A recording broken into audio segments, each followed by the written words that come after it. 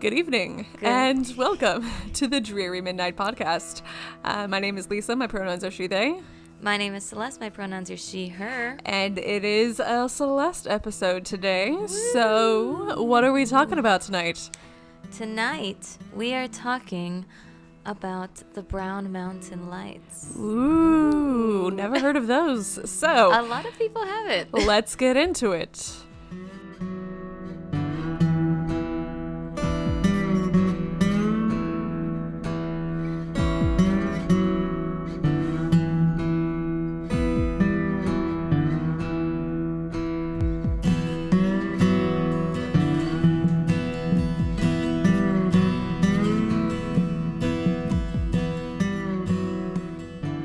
This is an idea, and I'm working on the title, but I wanted to do Appalachian legends, and I'm thinking of calling it Appalachian Anomalies. Appalachian Anomalies. Appalachian I like it. Anomalies. So is this the new series Appalachian Anomalies episode 1? Yes. In the vein of hide your kids from your wife? Yes. I guess technically it's episode 2 if you count Bell Witch, considering that also is in the Appalachians. Oh, yeah, that's true. So, Appalachian Anomalies, episode 1. Let's get into it. All right. So, you have said before that you have no idea what the Brown Mountain Lights are. I don't think I've heard of it, no. Okay. Are you familiar at all with Brown Mountain? No. Okay. I assume since we're calling this Appalachian Anomalies, it's somewhere in Appalachia. It is. Okay. So Brown Mountain is in a part of the Appalachian Mountain Range, which is in North Carolina. Cool. Yeah. So it's only just a hop and a skip away from where we are now.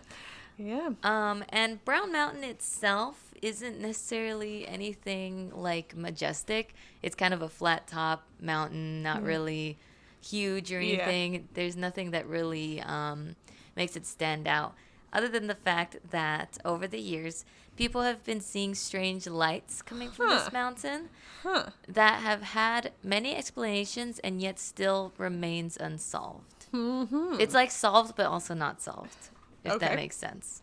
They have the short list for explanations, but we don't actually know which ones. Yeah. Okay. There's a lot of explanations, but they might not cover all the grounds. Okay. So, let's start with the sightings. Okay. So, are we going chronologically here? We're going chronologically. Okay. So, we're going to talk about the sightings, we're going to talk about the legends, and we're going to talk about the possible scientific explanations for these lights. All right. So, earliest sightings, what do we know? All right. So, in 1854, 13-year-old Josiah Lafayette Fate Wiseman was camping with his father in what is now known as Wiseman's View. What a name for both this kid and the view. Yeah. So, well, it was named after him, so, you know. So he was camping with his dad, and one night, Fate noticed a light, like a flash of light in the distance. Okay. Where Brown Mountain stands. Okay. The next night, the light appeared again at the same place around the same time. Okay. And do we know what time? Just like the evening? In like the nighttime. Okay. I'm going to guess, just based on the other reports, around probably 8 or 9 o'clock. Okay. So Fate went back night after night, and the light continued to appear again at the same place at the same time.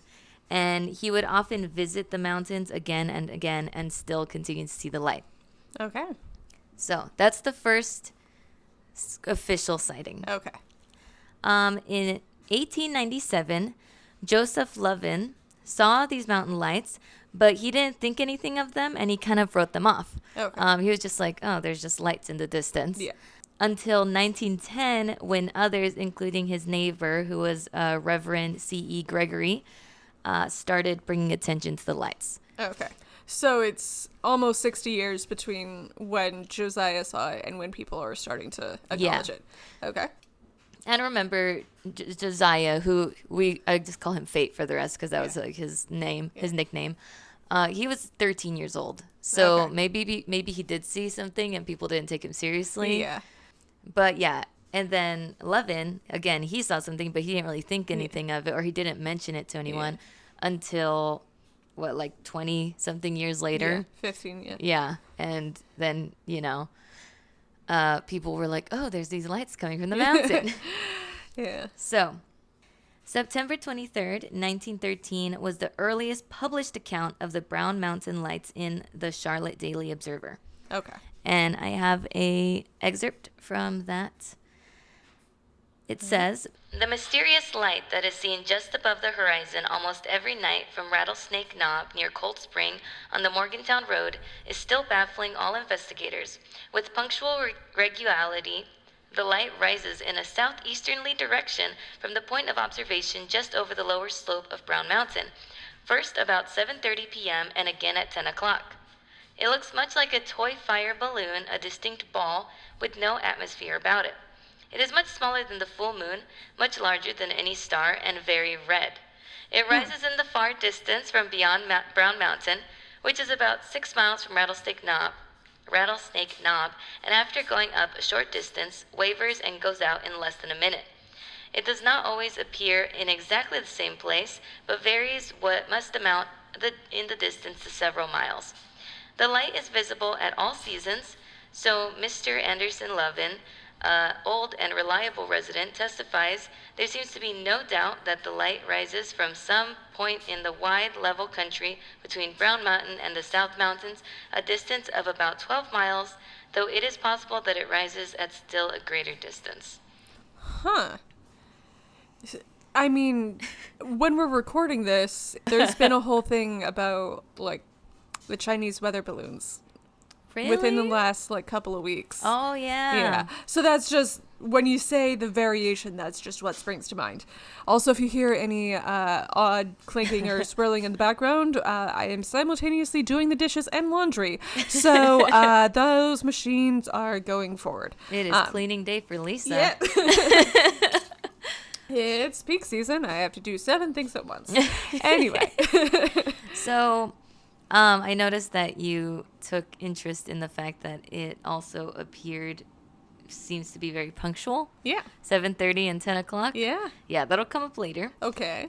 So basically, weather balloon, I don't think they had weather balloons back then. Yeah, because that's the only weird thing about it is that, like, it seems like it would be a weather balloon, but if they don't have that kind of thing, then it couldn't. Yeah, that kind of technology. Yeah. So... that was September 23rd, 1913. Mm-hmm. After this initial report was published, more and more people came forward claiming to see the lights. Mm-hmm. Some people described them as red. That was a popular description. A lot of them were like, they're red lights. Some people saw them as flashing lights. Most of the time, they wouldn't stay very long. Mm-hmm. Some people said that they saw blue lights or green lights. So the color also varied. Some said that they moved up and down. Some said that they hovered over the horizon of the mountain before blinking out of sight. Mm-hmm. And on some rare occasions, there were even like swarms of lights. So multiple lights at once. Huh. Yeah. So not very consistent. Yeah. I mean, I don't know what the short list of theories are, but could it be that, like, the red ones could have been this one, and the blue ones could have been that one, and the green ones could have been that one, and the swarms would have been this other one? Is that, like, a possibility or not? Yeah, really? yeah. So the short list basically has multiple, like, this is what it could have been, all happening at the same time sort of thing. Okay. So, yeah. So that's kind of the general, like, what people tend to see. Once 1913 happened, basically everybody started to see the lights. Okay. People claim to see the lights to this day, and many people go to Brown Mountain and Wiseman's View just to try and see the lights. Okay. Does it happen, like, just most days but not every day, or does it happen, like, every day basically, or? It happens unless it's a foggy day. Oh, yeah. It seems to happen most days or every day. A lot of people, though, are kind of like, oh, well, what is a true Brown Mountain light? You know, because since there's so many varying descriptions, it's also kind of hard to pinpoint. Are we going to start gatekeeping, like, Appalachian anomalies? Oh, trust me, people have been gatekeeping anomalies it's forever. Forever. Yeah. So actually, if you go to try to see Brown Mountain, there's a sign posted up, and it reads, "From the early times, people have observed weird wavering lights rise above this mountain, then dwindle and fade away." So the mountain itself is also kind of like advertising this as, hey, maybe if you come see our mountain and boost our tourist peak season. See, that's always the thing. Like, how much of it is just like people trying to keep tourism up? You know, we can say that we work in tourism. Exactly. Although we have definitely seen and heard other people who've seen some weird things in our tour. Our ghost tour group chat is going off. Like, for some reason, there's a lot of sightings lately. Yeah. That is an episode unto itself, which we can get into. If people want, send us an email with your requests. drearymidnightpodcast@gmail.com. Hell yeah. Some more recent. In July 2016, the Charlotte Observer reported that Forest Service officers had reported close-up encounters on the mountain with beach ball-sized orbs that floated by and then vanished. Huh. Like, how close were they to the orbs that it was looking beach ball-sized? Because if it's like, but I'm guessing if it's close-up, then I'm guessing they were actually on Brown Mountain and not and it's like right viewing there. It from Wiseman's View.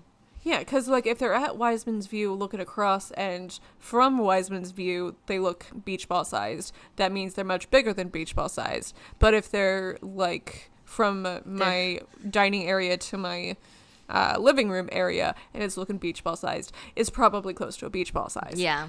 I'm guessing since it's close-up encounters that they're... Because ever since Brown Mountain lights started being more prominent, people have like tried to go to Brown Mountain, or not tried to, like hiked Brown Mountain and see like, is there anything here that could dreary midnight road trip that could cause the lights. So I'm gonna guess that they were probably on the mountain. Okay. Also in July 2016, there was one encounter that I read about that happened to a professor at App State, which is a university in North Carolina. Okay. And I want to preface this with the guy is a huge skeptic. Okay. And he says that 95% of claims of the Brown Mountain lights are false. Okay. But as most skeptics would say. Yes. Yeah. But he also had one encounter that he couldn't explain. So his quote is, "We had the cameras catch something that appeared over about 20 minutes and have no real explanation for it. I don't know what it was, but it wasn't really that bright firework thing like people describe." And he described it as he saw like a flashing light, and he kind of described it like flash exposure. Okay. Kind of like a camera. On your camera. Okay. Yeah. Cool. He said that they couldn't explain it. Uh-huh. So that's the most recent sighting that I have. And that was 2016? 2016. So like 7 years now? Yeah. Although he was interviewed, this interview is from 2020, so, cool. You know, if he had anything else happen to him, he didn't mention it. He hasn't mentioned it yet. In August of 2016, a local TV station reported that scientists from the Appalachian State University believed to have captured images of the Brown Mountain lights on 2 digital video cameras, and they still haven't found an explanation for those lights. So there's a lot of scientists that go there, too, and try to figure out what these lights could be. Yeah. So those are all the sightings we have. Most of them, like I said, are just like, most of the articles that I read are just like, people have stated that it's this and this and this and this, but they don't have like names of the people and exactly. Or they don't have like the approximate amount of people that come forward with sightings. Yeah. To paraphrase Tamara Pierce, I would love to know this scholar people. They seem to know quite a lot. Seriously. Yeah. So now, this is the fun part. Okay. This is the legends of the Brown Mountain lights. Okay. What are the legends? Okay. So, the most prominent supernatural explanation is ghost lights. Okay. So, I have 3 stories that could be the origin of these ghost lights. So, the first story. According to modern locals, in 1200 AD, there was a battle between the Cherokee and the Catawba peoples on Brown Mountain.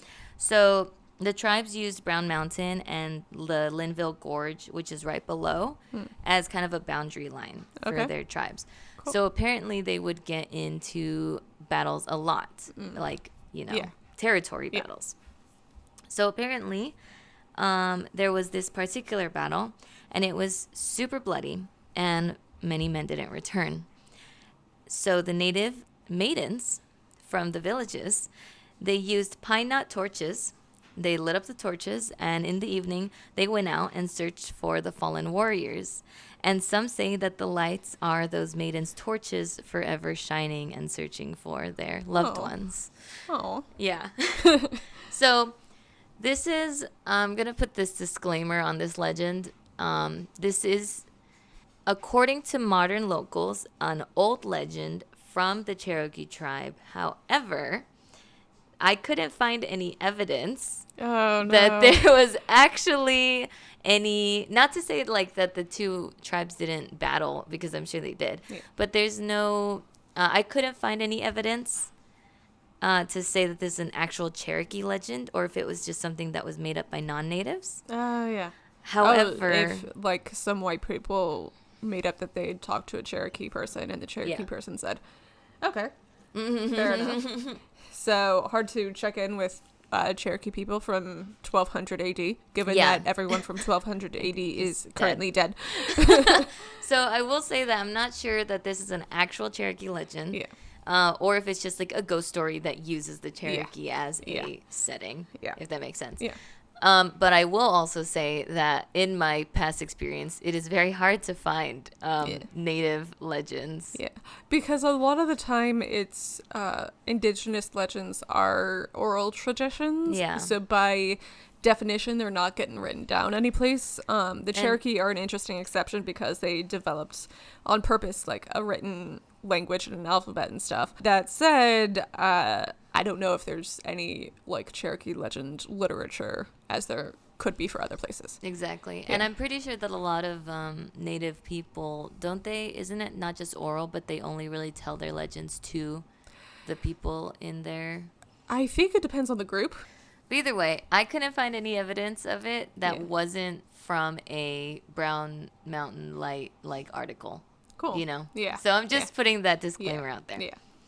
So, another legend to explain possible ghost lights say that the light is the ghost of a Revolutionary War soldier. Mm-hmm. So, according to this legend, there was a family that settled close to Blowing Rock, which is at the foot of what is now known as Brown Mountain. Mm-hmm. At the outbreak of the Revolutionary War, the father of the family left his wife with their three children to go and fight for his country. Mm-hmm. But after the war was over, he returned to find only the charred remains of his home. Oh, no. Yeah. So he was frantic. He was grief-stricken. He was like half crazed. And he started looking for any signs of his lost family. So all day and all night, he continued his long search, lighting his way with a crude torch. And since he was constantly roaming, he was finally overcome by hunger and fatigue, and he died at the top of Brown Mountain. So the legend says that his restless spirit wanders over the mountain, still holding the torch and looking for his family. Oh. I know. Sounds like a bunch of Will-o'-the-Wisps. Sounds like a bunch of what? Will-o'-the-Wisps? Oh, yes. Or Agnes Vetus or whatever. And that's another thing, too. We should do an episode on Will-o'-the-Wisps because I got some in my research, talking about floating lights, Nice. Nice. Will-o'-the-Wisp came up too. Nice. My tangential story is that I thought I was about to get pulled somewhere by Will-o'-the-Wisp. I was going for a run. This was when I was still living with my parents, and there were two parks that I usually went to, but it was evening in December, and so it's okay, it's 5:00, but it's already full dark, so I'm just gonna go street running. And I finished my run, and I have two options: go through one of the parks, which is just a straight through trail, and it'll come out the other side, and it's slightly, it's a little bit of a shortcut, but it's like, it's full dark, and so that's one option, and the other option is go up this hill that's literally half a mile long. And so I'm like, I don't want to do the half mile long hill that's well lit in the dark. So I'm like, I'm gonna go through the trail. And so I go through the trail. First of all, before you continue, the way you were so brave. As soon as the sun went down, I was like, I guess I'm not going outside today. Yeah. Well, that was I'll work out tomorrow. Stronger time for me. Anyway, so I start to go through the trail, and I see something like kind of shiny, a little ways in, that's kind of moving with my like iPhone flashlight or whatever. And so I go kind of farther, and I'm like, this is weird. I don't know. I turn around. Maybe I shouldn't, because maybe this is a will-o'-the-wisp, and I'm going to die. It's going to pull me into the creek or something. Nobody's going to find me. I don't know. So I turn back around slightly, and it's not so far deep on the trail that the high beams that'll blind you won't get to it. Mm-hmm. So the high beams that will blind you got to it, and I glanced back over my shoulder. It's the clean up after your dog sign. Oh, my God. I thought you were going to say there was like a little ghostly light right behind me or something. No. That's the best tangent you could have gone on. Thank you. Yay. Or could it have been that there was actually a will-o'-the-wisp and it was just tricking you into thinking that it wasn't there? The world may never know. Anyway, so back to the Brown Mountain. Back to the Brown Mountain. So there's another legend. There's a few legends, but these are just my favorite ones. And by a few, I mean, like, there was one other legend about a guy who killed his wife. It's a lot of dead wives in this episode. Well, there was a guy who killed his wife, and then he, like, fled into the Brown Mountain. And so the town got their lights, and they went searching for him. And also, during this time, they believed that if... that's why. They found the skull of the wife. And they believe that if you put the skull over somebody's head, then they have to tell the truth. They cannot lie if they're the murderer. Okay. So they found this woman's skull, and they were like, well, her husband obviously murdered her. And they found him, and they put the skull over his head, and apparently he just never spoke. He never spoke again.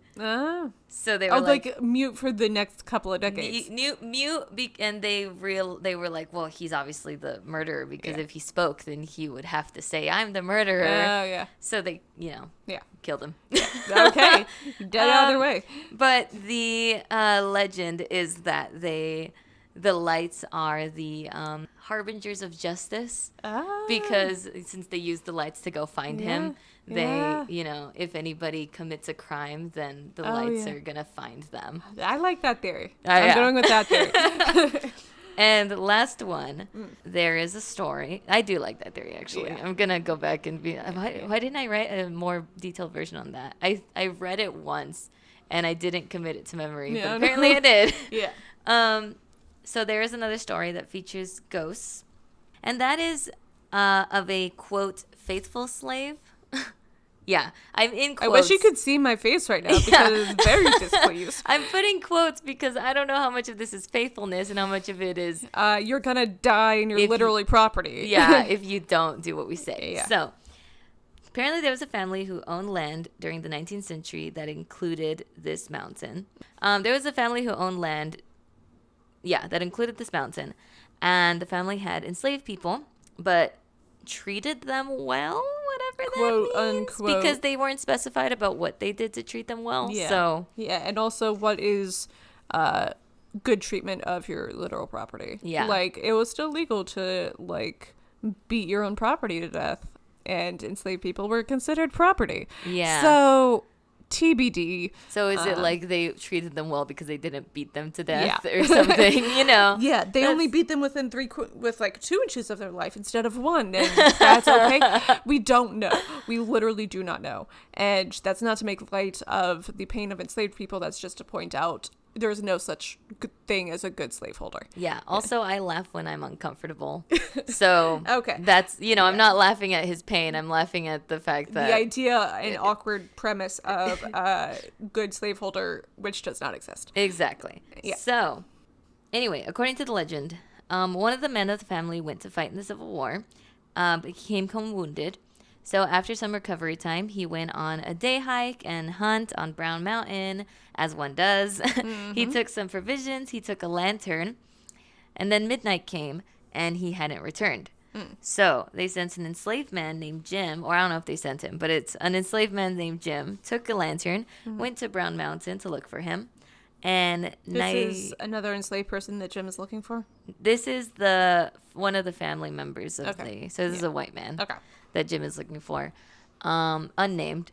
So he took a lantern, he went to go look for him, and neither man ever returned. So both the family and the other enslaved people went to go look for them, but they couldn't find any trace. And after the disappearance, bobbing lights were seen on the horizon of the mountain. So the family believed that these are the spirits of the missing men trying to find their way home by their lantern lights. Oh, no. I know. Yeah. So we don't know what happened to them. Oh, no. So Jim died peacefully. And the white guy did not. Hey, well, I mean, I don't know how old he was. Yeah. I don't know if he was like a teenager. Yeah. Or if he was the owner of the... I don't know. I don't know. So, our last supernatural explanation is a tried and true one. And that is aliens. Of course. How could we forget our extraterrestrial? How could we forget aliens? Okay. Now, this one isn't as widely believed, or at least not as popular in the research that I did.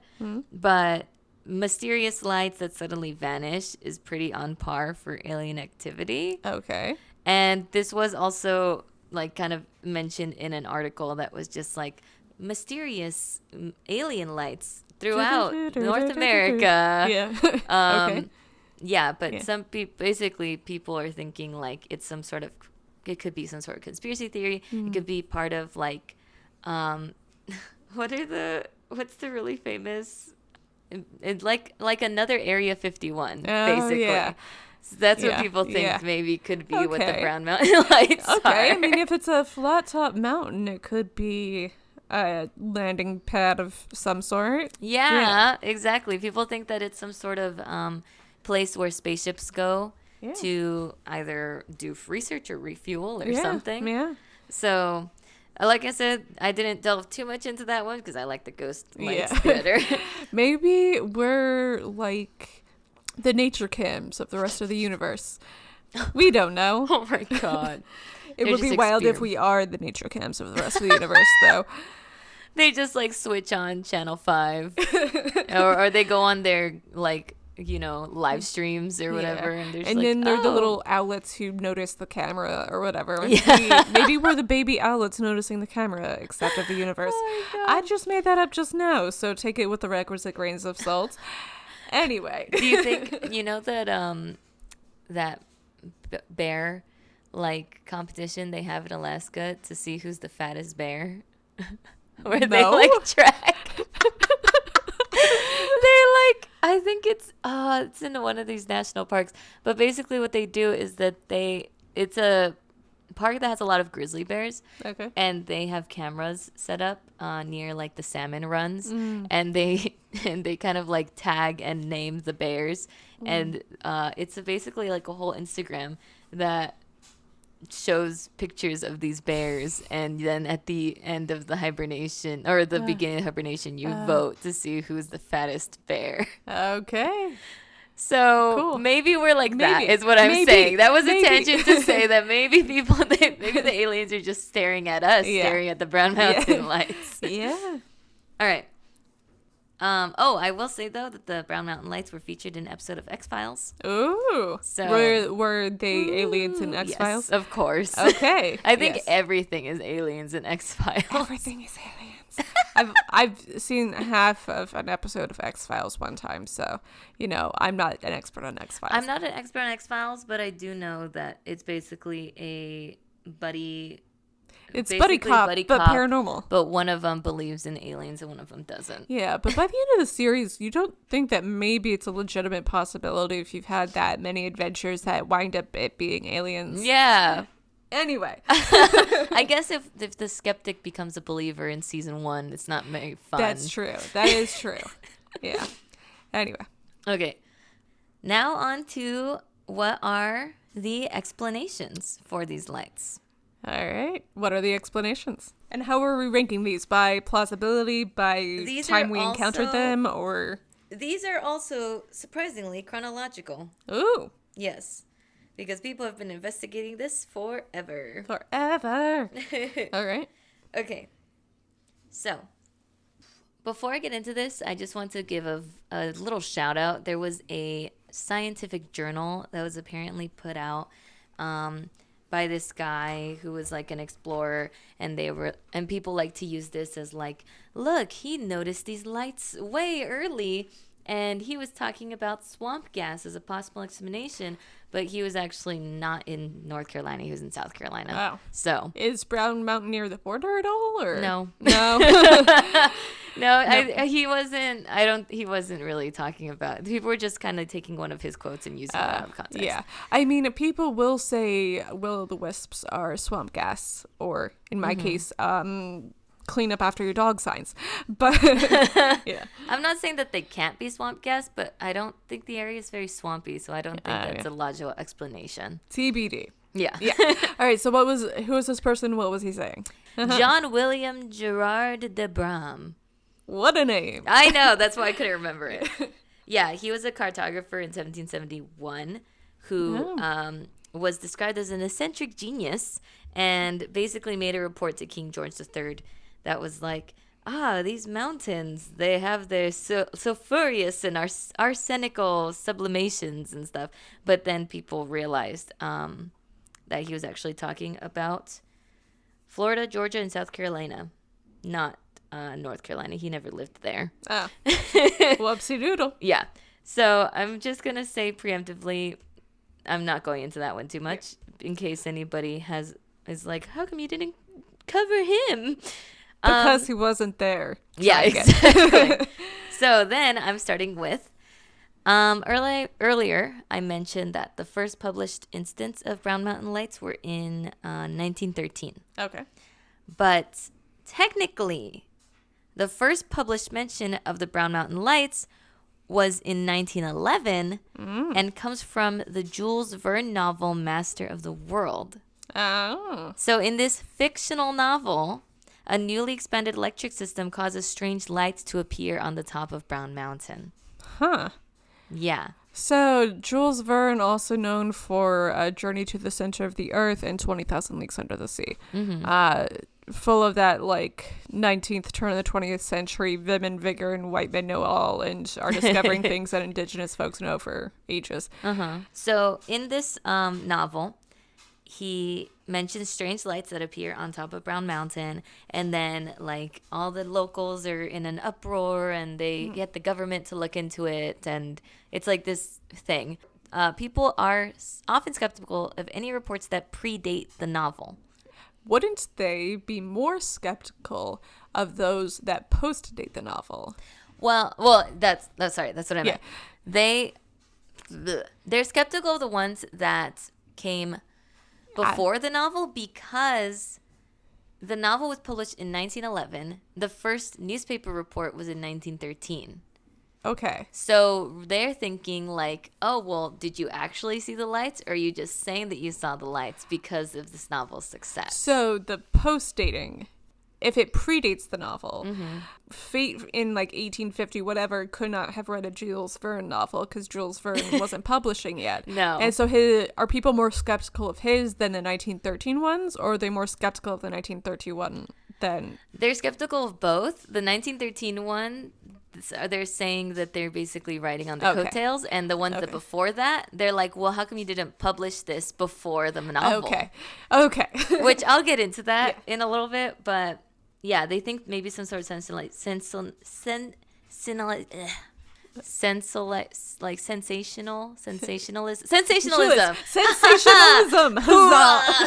Thank you for being with me as Yes, I found that out. That was a journey, not to the center of the earth, through the construction of our mouths. Being an English major, I can type out things, Yes. but can I actually pronounce them is the Dubious. real. Because I'm like, when I read in my head. Yes. So people think maybe it was sensationalism brought on by the book.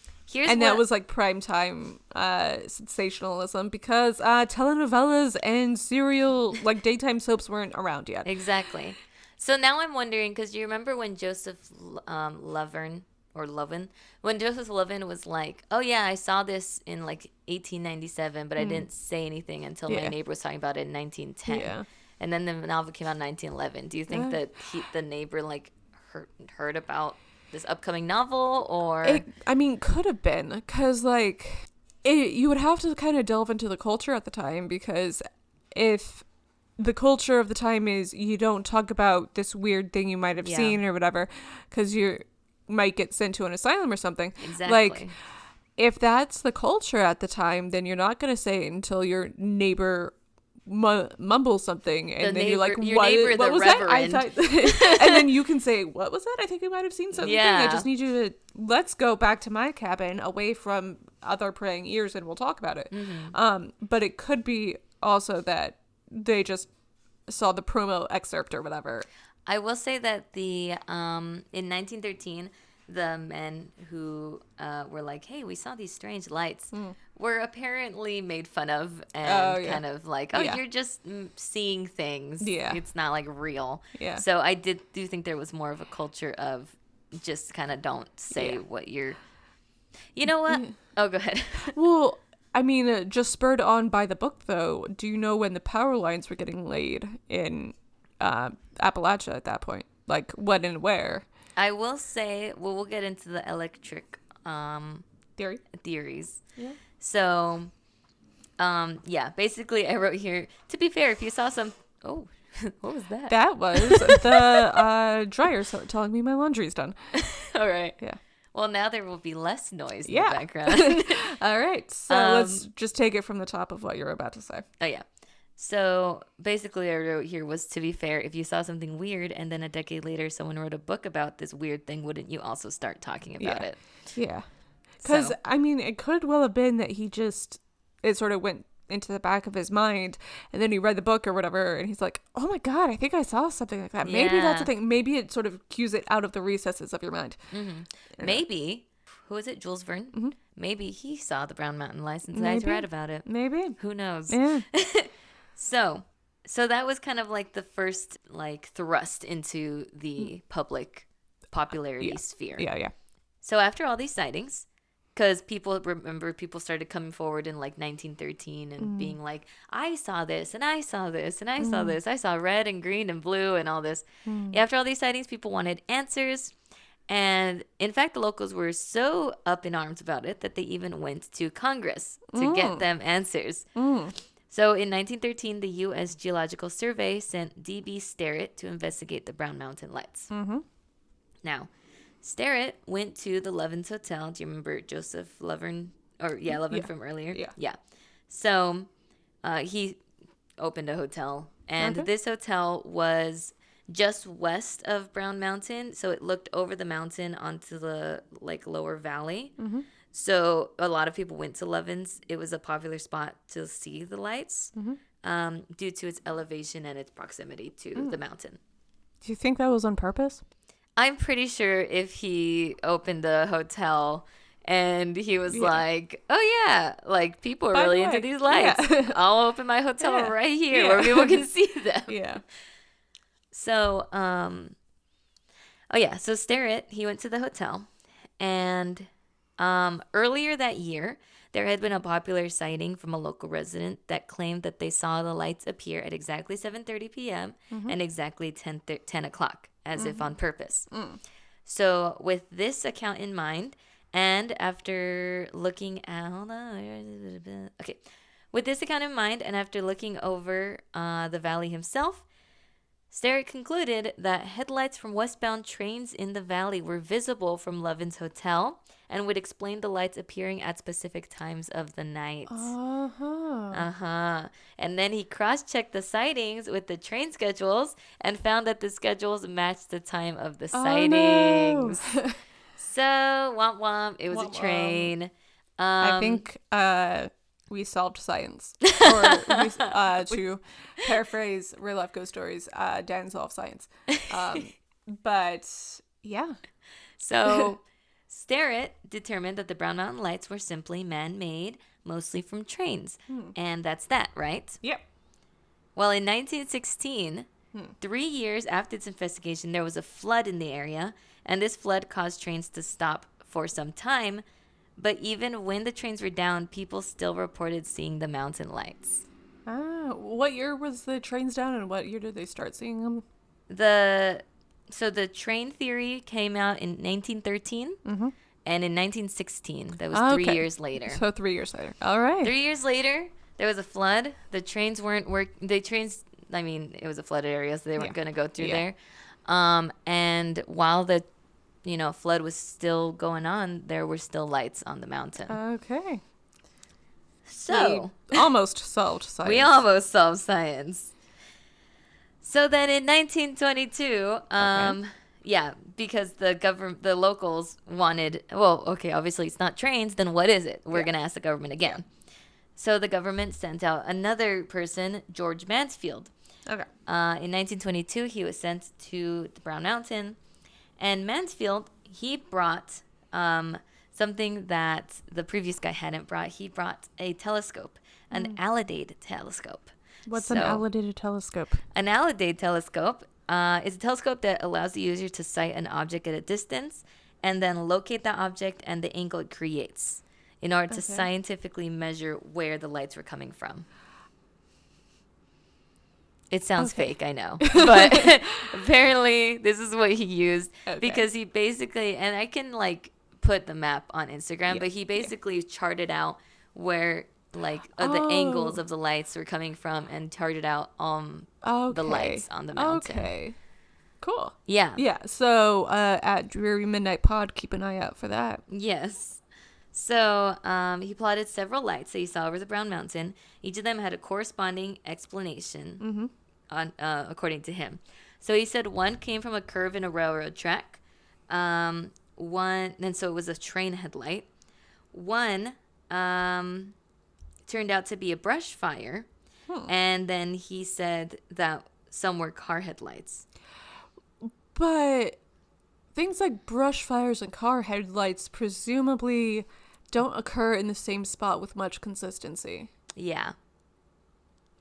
So Mansfield said that they were man-made lights from trains, cars, and fires, but people still insist that what Mansfield saw weren't true Brown Mountain lights, and because of what you said, I'm inclined to agree. Yeah.